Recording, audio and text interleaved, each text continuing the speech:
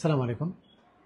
আমরা খাদ্যনালীর ভেতর পাকস্থলী অথবা কোলন এবং ইসোফেগাস বা ডিউডেনাম অর্থাৎ আপার জিআই ট্র্যাক্ট অথবা কোলন অথবা স্মল বাওয়েল যেটা এই খাদ্যনালীর যে কোনো অংশে বর্ধিত মাংসপিণ্ড বা পলিপ যদি পেয়ে থাকি, যদি সেটি বেশিরভাগ সময়ই আমরা অপসারণের জন্য পরামর্শ দিই বা সিদ্ধান্ত নিই। বিশেষত যে সমস্ত পলিপ অ্যাডেনোম্যাটাস পলিপ বা প্রি ক্যান্সারাস সেগুলি অবশ্যই এন্ডোস্কোপির মাধ্যমে অপসারণ করা দরকার বা অপসারণ করা হয়ে থাকে এবং পরবর্তীতে পলিপটা নিয়ে এসে আবারও বায়োপসি করে দেখা হয়।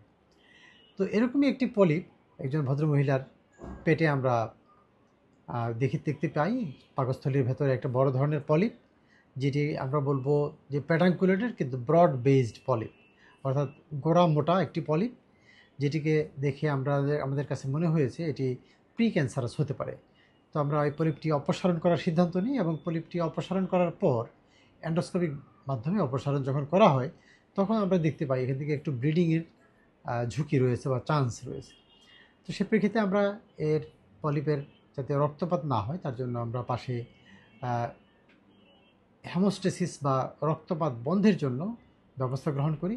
ইঞ্জেকশন অ্যাডেনালিন আমরা প্রয়োগ করি এবং এর মাধ্যমে যখন বিল্ডিংটি সিকিউরড হলো, আরও সিকিউর করার জন্য আমরা এই দুটি মেটালিক ক্লিপ দিয়ে ওই ক্ষত অংশটি বন্ধ করে দিই।